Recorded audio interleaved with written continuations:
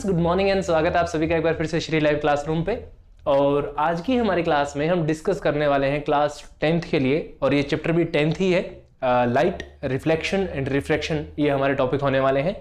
इसमें हम बात करेंगे कि लाइट होती क्या है, रिफ्लेक्शन कैसा फिनोमिना है एंड रिफ्रैक्शन क्या फिनोमिना है। एक तरीके से इंट्रोडक्टरी सेशन आप इसको लेके चल सकते हैं। आफ्टर दैट इसके बाद वाली जो क्लासेस होंगी, किस तरीके से मिरर से रिफ्लेक्शन किस तरीके से होते हैं, क्या हमारा साइन कन्वेंशन होता है, किस तरीके से हम लोग स्फेरिकल मिरर से इमेजेस बनाते हैं, किस तरीके से स्फेरिकल लेंसेज इमेजेस प्रोड्यूस करते हैं, वो सारी बातें हम लोग सीखने वाले हैं। हमारे इंट्रोडक्टरी सेशन में समझेंगे रिफ्लेक्शन क्या होता है, रिफ्रैक्शन क्या होता है, और लाइट क्या होती है, मिरर क्या होते हैं, लेंसेज क्या होते हैं। ये चीजें हम यहां सीखेंगे, और बाकी की जो आगे की क्लासेस होंगी वो हम हमारे डिजिटल कंसेप्ट क्लासेस में सीखेंगे। So without wasting any further time, let's get to the classes. Okay, so here we are.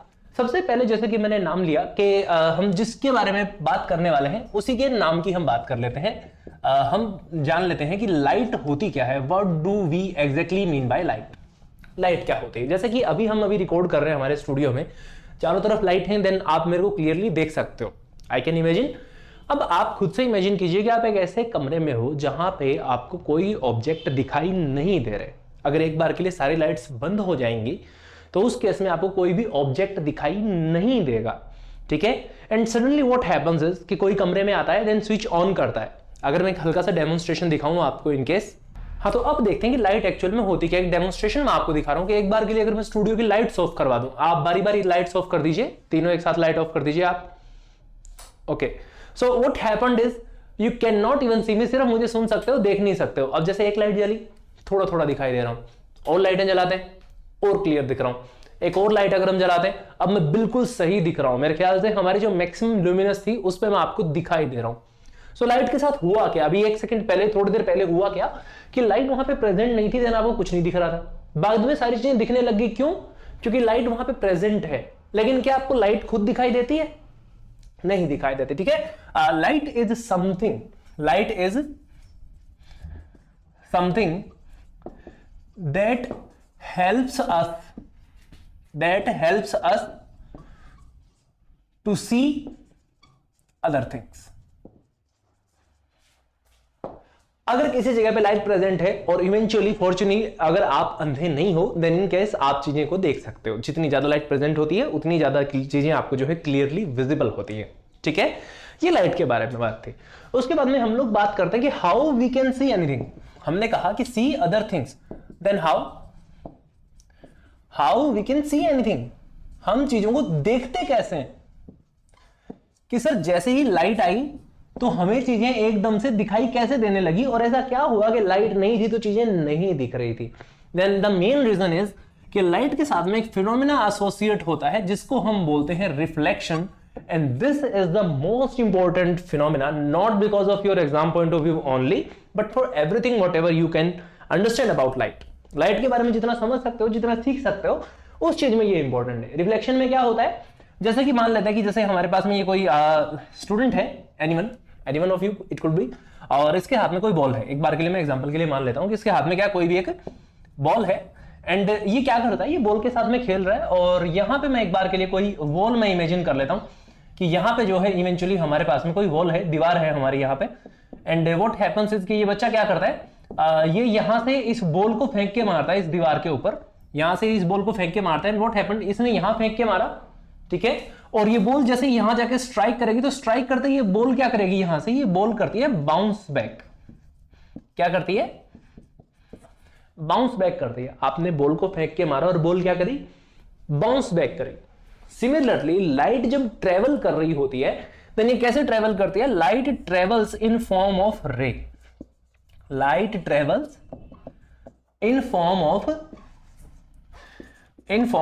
रे। अब रे किसको कहते हैं, अगर हल्का सा मैथमेटिक्स आप जानते हो तो क्या होता है, एक ऐसी लाइन होती है जिसका एक पॉइंट तो फिक्स्ड होता है और दूसरा पॉइंट आगे बढ़ता रहता है। दिस इज व्हाट एग्जैक्टली ए रे लुक्स लाइक, इसको रे बोलते हैं। एंड लाइट के केस में क्या होता है, जिस तरीके से ये बॉल टकरा के वापस आई है, उसी तरीके से मान लेते हैं कि जैसे ये हमारा सन है, एक बार के लिए, है ना, हम सन बना लेते हैं। पहले तो ड्राइंग मेरी क्या है कि बहुत ज्यादा अच्छी नहीं थी। Okay, so let us consider कि ये हमारा जो है सन है। आप देख पा रहे होंगे मैंने नाम भी लिख दिया, अब तो ज्यादा क्लियर होगा, ठीक है।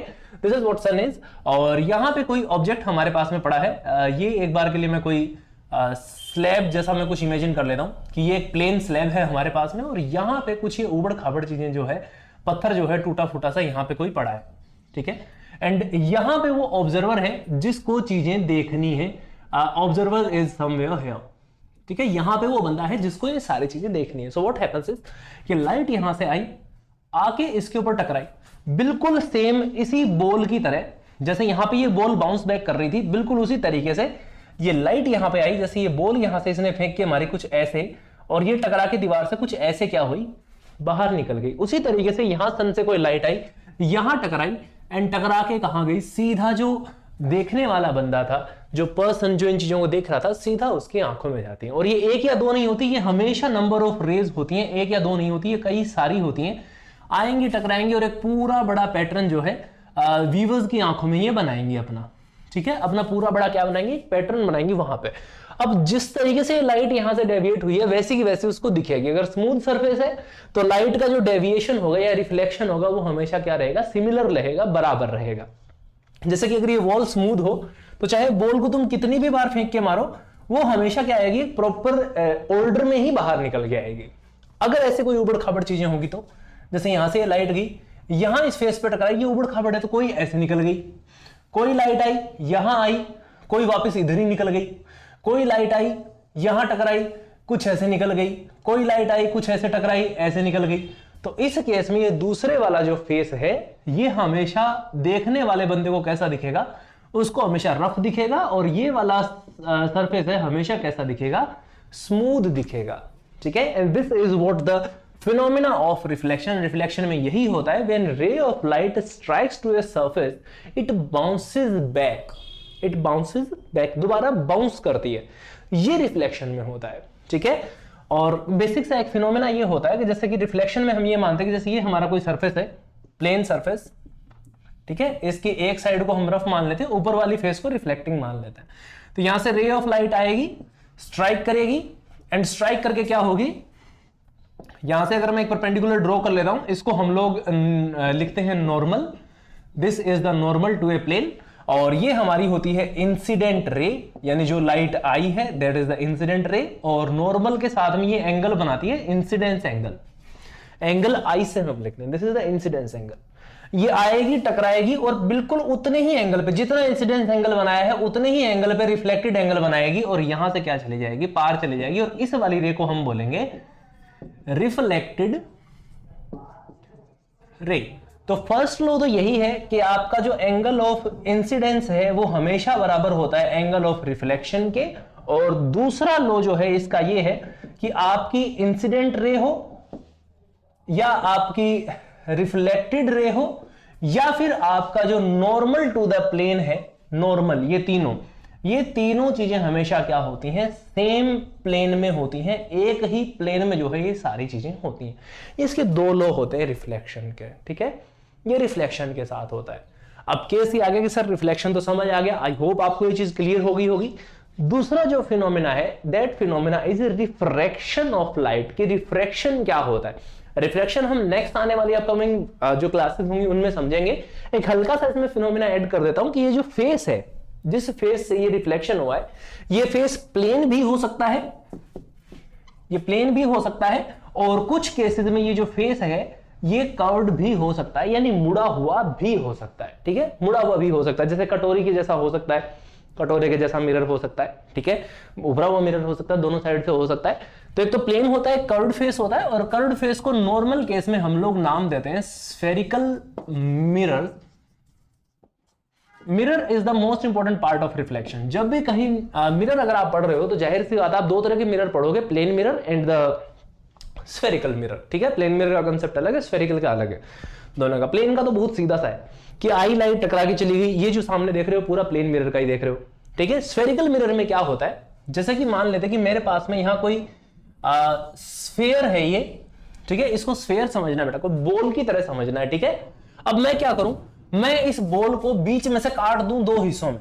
मैंने क्या किया, इस बॉल को दो हिस्सों में काट दिया मैंने, एक राइट हिस्सा कर लिया, एक लेफ्ट हिस्सा कर लिया, और ये दोनों है क्या, ग्लास है ये, ठीक है, दोनों ग्लास की। बॉल किसकी थी, ग्लास की थी, बीच में से काट दिया, आधा इधर कर दिया, आधा इधर कर दिया। अब क्या करते हैं कि इसमें से अंदर वाले हिस्से को पॉलिश कर दिया, जैसे यहां से अंदर वाले फेस को क्या कर दिया, पॉलिश कर दिया, और इस बॉल में क्या किया, बाहर वाले हिस्से को पॉलिश कर दिया। अब देखो बेटा, जो पॉलिश किया हुआ फेस होता है, पॉलिश फेस कभी भी रिफ्लेक्शन नहीं करता, रिफ्लेक्शन हमेशा कौन सा करता है, रिफ्लेक्टिंग फेस करता है, ठीक है। अब इस केस में अगर तुम यहां पे लेफ्ट हैंड साइड वाले फेस को देख रहे हो, तो यहां पे जो बाहर निकला हुआ जो फेस है, एमर्ज्ड फेस है, बाहर निकली हुई जो फेस है, वो किसका काम करेगी, रिफ्लेक्टिंग सरफेस का काम करेगी। और अगर बाहर वाला हिस्सा रिफ्लेक्टिंग सरफेस का काम करता है तो इसको हम क्या बोलते हैं, इसको हम बोलते हैं कॉन्वेक्स मिरर। और दूसरे साइड में क्या देख रहे हो कि बाहर वाले हिस्से पे तो पॉलिश किया हुआ है, अंदर वाला हिस्सा काम कर रहा है रिफ्लेक्टिंग फेस का, और इसको हम क्या बोलते हैं, इसको हम कहेंगे बच्चे कॉनकेव मिरर, ठीक है। ये दो तरह के बेसिक मिरर होते हैं, और इनसे रिफ्लेक्शन कैसे होता है, इनके कुछ लॉज होते हैं, और उन लॉज के ऊपर डिपेंड ही ये रिफ्लेक्शन करेंगे या रिफ्लेक्शन करेंगे, वो उन्हीं लॉज पे ही डिपेंड करता है। वो सारे लॉज जो है हम लोग अपनी डिजिटल क्लास में समझेंगे। आज के लिए हम बात कर चुके हैं रिफ्लेक्शन की। नेक्स्ट अपकमिंग जो सेशन रहेगा, सेकंड सेशन, उस सेक्शन में हम बात करेंगे। ओके, सो आई होप आप अब तक रिफ्लेक्शन को समझ चुके होंगे, and if you think so, चीज को अगर समझ गए हैं, देन हम कंटिन्यू करते हैं हमारा सेकंड हाफ। हमने कहा था कि सेकंड हाफ में बात करेंगे रिफ्रैक्शन ऑफ लाइट के बारे में। किसके लिए बात करेंगे, रिफ्रैक्शन। अब ये रिफ्रैक्शन ऑफ लाइट जो नाम है कि सर रिफ्लेक्शन और रिफ्रैक्शन सुनने में क्या हो सकता है, सर वो स्पेलिंग गलत लिख दिया हो, उसने एल ई की बजाय आर ए कर दिया। ऐसा नहीं है बेटा, स्पेलिंग गलत नहीं लिखते हैं वो लोग, ये फिनोमिना ही अलग है। ये फिनोमिना का केस क्या है, थोड़ा सा समझते हैं इस चीज को, कैसे समझते हैं। देखो यहां से, जैसे कि मान के चलो आप लोग अभी जैसे नॉर्मली एयर में मैं मूवमेंट कर रहा हूं, मैं यहां से उधर जा रहा हूं, या आप लोग भी इधर से उधर जा रहे हैं, तो आपके लिए आसान होता है चलना, मतलब इजीली चल पाते हैं, कोई ज्यादा जोर नहीं लगाना पड़ता, कोई बहुत ज्यादा एफर्ट नहीं लगाने पड़ते। बट इन केस आप इमेजिन कीजिए कि जैसे कि मान लेते हैं ये हमारा स्टूडेंट था, ये बंदा, ठीक है, हम उसी स्टूडेंट को दोबारा ले आते हैं ना। हाँ, ये मान लीजिए ये अभी चल रहा है, और मीडियम क्या है, एयर है, जो हवा है चारों तरफ, वहां चल रहा है आराम से, ठीक है। दूसरे केस में हम इमेजिन करते हैं कि यहां पे कोई पुल है जिसके अंदर क्या है, पानी भरा हुआ है यहां पे, ठीक है, पानी भरा हुआ है। एंड आप इमेजिन कीजिए कि आप यहां खड़े हैं, एंड इन दैट केस आपको यहां से उधर जाना है, और आपके बीच का मीडियम क्या है, वाटर है, ठीक है। आपका मीडियम क्या है, यहां पे वाटर है। पहले केस में क्या है, ये हमारा फर्स्ट केस है, समझ लीजिएगा इसको, और ये हमारा सेकंड केस है। कंपेयर करते हैं दोनों केसेस को। आप पहले एयर में मूवमेंट कर रहे थे, दूसरे केस में आप वाटर में मूवमेंट कर रहे हो। आप ये बताइए आपको ज्यादा एफर्ट कहां लगाने पड़ेंगे, कैन यू इमेजिन ज्यादा एफर्ट कहां लगाने पड़ेंगे। मे बी आप सबका आंसर यही होगा कि आपको वाटर में ज्यादा मूवमेंट, ज्यादा फोर्सेस आपको लगाने पड़ेंगे, ज्यादा जोर आपको आएगा चलने में रिलेटिवली टू एयर के रिस्पेक्ट में। सिमिलरली क्या होता है कि जो हमारी रे ऑफ लाइट आती है, रे ऑफ लाइट जो आती है, वो जब एक मीडियम से दूसरे मीडियम में ट्रेवल करती है, पहले जिस मीडियम में चल के आ रही थी वहां से जैसे ही दूसरे मीडियम में जाती है, तो जाते ही उसको भी क्या होता है कि जैसे हमें जोर आ रहा था दूसरे मीडियम में चलने में, हमें ज्यादा फोर्स लगानी पड़ रही थी, सिमिलरली किसके साथ होता है, लाइट के साथ होता है। और लाइट के साथ अगर ऐसी कोई चीज होती है तो उसको हम क्या बोलते हैं, that phenomena is known as the refraction of light. इस केस में थोड़ा सा चीजें और लॉजिकल हो जाती हैं। क्या हो जाती हैं कि इस केस में द रे of light deviate from its original path. पहले जिस रास्ते को लेके चल रही थी वहां जाने की बजाय हल्की सी वहां से क्या हो जाती है, डेविएट हो जाती है, उस डायरेक्शन में नहीं जाती है। That is what exactly happened with light. ये लाइट के साथ में होता है। कैसे होता है थोड़ा देखते हैं यहां पे कैसे होता है। एयर और वाटर का एग्जांपल यहां लिया था, सेम एग्जांपल हम यहां ले लेते हैं। ये हमने क्या लिया, एक बाउंड्री ले ली। इस बाउंड्री के ऊपर तो हमारी एयर है और नीचे हमारा क्या है, वाटर है। एक बार के लिए हम लोग इमेजिन कर लेते हैं कि ऊपर क्या है, एयर है, नीचे हमारा वाटर है। अब देखो एक मीडियम में टर्म आती है रेयरर और डेंसर। एक टर्म आती है, क्या टर्म आती है, रेयरर एंड डेंसर। किसी चीज को रेयर कब बोलते हैं, देखो जब खुला खुला होता है ना कोई चीज, खुली खुली अगर कोई चीज होती है दैट इज रेयर। और जो जितनी ज्यादा क्लोजली पैक होती है, चीजें जितनी ज्यादा पास पास होती हैं, दैट इज डेंस। नहीं समझ आया, दोबारा सुन लो क्या होता है। जैसे कि मान लो मैं यहां पे बोर्ड पे ये जो लिखते जा रहा हूं, व्हाइट बोर्ड पे जो मैं चीजें लिखते जा रहा हूं, अगर मैं इनको बहुत ज्यादा ऐसे पास पास पास पास लिख के चलूं और दूसरा केस में मैं क्या करूं कि इनको दूर दूर लिख के चलूं। तो अगर मैं इनको दूर दूर लिख के चल रहा हूं देन दीज आर रेयर, और जब पास पास लिख के चल रहा हूं देन दीज आर डेंस। कैसे कि एयर के जो पार्टिकल होते हैं वो रिलेटिवली ज्यादा दूर दूर होते हैं, बट वाटर के पार्टिकल ज्यादा क्लोज होते हैं एक दूसरे के। ठीक है, यही एक रीजन है कि वाटर एक क्लोज्ड वॉल्यूम में रह सकता है, वो वॉल्यूम में बना के रख सकता है खुद को, एयर नहीं कर सकती ऐसा। ठीक है, एयर की वॉल्यूम फिक्स नहीं होती, water has a fixed volume. ठीक है, ये इस केस में होता है, यानी मॉलिक्यूल ज्यादा पास पास होंगे तो ज्यादा डेंस हो जाएगा, मॉलिक्यूल दूर दूर होंगे तो रेयर हो जाएगा। तो एयर और वाटर में रेयर कौन हो जाएगा? Air will be the rarer medium and water will be the denser medium. अब हम मान लेते हैं कि ये हमारी क्या आ रही थी, रे ऑफ लाइट आ रही थी, और इसको जाना कैसे था? इसको ऐसे जाना था आराम से, सीधा सीधा अपने रास्ते निकल जाती, यहां से सीधा सीधा ये यहां से निकल जाती।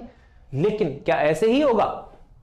ऐसे नहीं होता है। व्हाट हैपेंड इज कि यहां से ना हम इसका नॉर्मल बना लेते हैं। पहले तो ये हमने इसका नॉर्मल ड्रॉ कर लिया, ये हमारा एंगल ऑफ इंसिडेंस है कि भाई चल के आई है, this is angle of incidence and this ray is the incident ray, sorry this ray is the incident ray. अब होता क्या है कि कुछ पार्ट तो जैसे स्ट्राइक करेगा यहां से, तो कुछ पार्ट तो क्या हो जाएगा? रिफ्लेक्ट हो जाएगा, कुछ पार्ट तो क्या हो जाएगा? रिफ्लेक्ट हो जाएगा। This will be the reflected ray, कि कुछ पार्ट तो रिफ्लेक्ट हो जाएगा, लेकिन कुछ पार्ट क्या हो जाता है इस मीडियम के अंदर भी जाता है। पानी के अंदर भी तो चीजें आपको दिखाई देती हैं। आपकी अगर पानी की भरी हुई बाल्टी है, उसके अंदर कोई सिक्का वगैरह गिर जाता है या आपकी कोई चीज गिर जाती है, तो वो आपको दिखाई देती है ऊपर से आपको दिखाई देती है ना।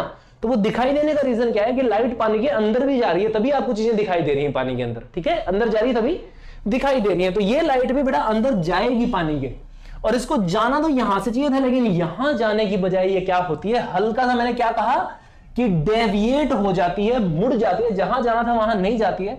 और इस केस में क्या होता है कि जब रेयर से डेंसर में जाती है तो हल्का सा टुवर्ड्स द नॉर्मल बेंड हो जाती है, और ये हमारी बनती है रिफ्रैक्टेड रे। यानी इस बार रिफ्रैक्शन हुआ है लाइट का, and this angle with the normal will be known as the angle of refraction. RF से नॉर्मल केस में हम इसको डिनोट करते हैं। ठीक है, this is the angle of refraction. ये होता है इस लाइट के साथ में। अच्छा, इसका उल्टा भी है। अगर मान लो ये लाइट डेंसर से रेयर में जाती है, जिस तरीके से रेयर में डेंसर में आई तो टुवर्ड्स द नॉर्मल बेंड हो गई, और जैसे ही रेयर से डेंसर में जाएगी then away from the normal bend हो जाएगी, यानी इस नॉर्मल से कहां चली जाएगी? दूर चली जाएगी। इसी केस को थोड़ा और बेहतर तरीके से समझा देता हूं मैं आपको हल्का सा। अगर मान लो नीचे की तरफ मैं दूसरी बाउंड्री कंसीडर करता हूं कि यहां पे हमारे पानी की जो बाउंड्री थी वो यहां पे खत्म हो गई। एक बार के लिए मान लेते हैं नीचे दोबारा से क्या शुरू होगी? एयर शुरू हो गई। तो अब देखो ये जो रे आ रही है बच्चे, यहां पे दूसरा नॉर्मल हमको बनाना पड़ेगा। ठीक है, ये दूसरा नॉर्मल है हमारा N2, ये नॉर्मल N1 मान लेते हैं। ठीक है, अब रे ऑफ लाइट कहां से आ रही है? अब ये वाली जो लाइट है वो किसका काम करेगी? वो अब इंसिडेंट रे का काम करेगी। किसके लिए? इस दूसरे बाउंड्री के लिए। अब कहां डेंसर है, नीचे कौन सा है? रेयरर है। यानी डेंसर से कहां जा रही है? रेयर में जा रही है। जाना इसको सीधा चाहिए था, लेकिन क्या होती है? बेंड हो जाती है। कैसे बेंड हो जाती है? अवे फ्रॉम द नॉर्मल चली जाती है। नॉर्मल से कैसे चली जाती है? दूर चली जाती है। इस बार जाना कहां से था? जाना तो इसको यहां से जाना चाहिए था, लेकिन वो यहां से नहीं जाती है, हमेशा कहां जाती है? Away from the normal. और इस केस में जो पहले वाली इंसिडेंट लाइट थी उसका पाथवे और इसका पाथवे, दोनों के बीच का डिस्टेंस हमेशा क्या रहता है? सेम रहता है। यानी ये क्या हो जाती है? दोनों की दोनों लाइट रेज क्या हो जाती है? एक दूसरे के पैरेलल हो जाती हैं। This is what the law of refraction is. अब रिफ्रैक्शन किससे होता है? रिफ्रैक्शन कभी भी मिरर से नहीं होता। रिफ्रैक्शन के केस में हम लोग किनको यूज करते हैं? लेंसेज को यूज करते हैं। एक बार ये लेंसेज की डेफिनेशन आप एक बार समझ लीजिए कि लेंस क्या होता है। लेंस में क्या होता है कि बच्चे हम दो क्या लेते हैं? बाउंड्री लेते हैं। A medium between two boundaries, a medium between two boundaries forms a lens. Forms a lens यानी दो बाउंड्री बनाएंगे, उस बाउंड्री के बीच में जो मीडियम भरा होता है that is known as a lens. कैसे कि मान लेते हैं एक बाउंड्री मैंने इस साइड बना दी, दूसरी बाउंड्री मैंने इस साइड बना दी। अब इस बाउंड्री के बीच में कोई भी मीडियम हो सकता है। नॉर्मल केस में ये मीडियम कौन सा होता है? ग्लास होता है। और इस टाइम पे ये जो मीडियम बनता है ये क्या बना देता है? ये जो ऑब्जेक्ट बनता है या जो इंस्ट्रूमेंट बनता है उसको हम क्या बोलते हैं? लेंस बोलते हैं। और ये बाउंड्री ये कैसी हो सकती है? ये लीनियर भी हो सकती है, ये कर्व्ड भी हो सकती है, मुड़ी हुई भी हो सकती है, ठीक है, अंदर की तरफ मुड़ी हुई भी हो सकती है, बाहर की तरफ मुड़ी हुई भी हो सकती है, और उसके बेस पे क्या बनेंगे, स्फेरिकल लेंसेज बनेंगे। ठीक है, so this is what the concept of lenses. और इसके बारे में डिटेल से किस तरीके से इनसे रिफ्लेक्शन होता है, रिफ्रैक्शन होता है किस तरीके से, सॉरी, और कैसी कैसी इमेजेस बनती हैं, कितने डिस्टेंस पे बनती है, चीज छोटी कब दिखती है, बड़ी कब दिखती है, लेंस फॉर्मूला क्या होता है, क्या क्या क्वेश्चंस बनेंगे, कैसे सॉल्यूशन होंगे, वो सारी चीजें हम जानेंगे हमारे डिजिटल क्लासेस में। आई होप आपको रिफ्लेक्शन एंड रिफ्रैक्शन दोनों चीजें ठीक से समझ आ गई होंगी। And if you think that you learn something new, then hit the like button. Follow the Shri Live Classroom on YouTube, Instagram and Facebook, everywhere. Also, we will provide our Telegram channel link where you can download our notes and other series. So thank you very much for being last तक बनने लगे, बहुत बहुत धन्यवाद। ऐसे ही हर रोज कुछ नया सीखने के लिए जुड़े रहिए श्री लाइव क्लासरूम के साथ में। See you in the next class. Till then, take care of yourself. जय हिंद।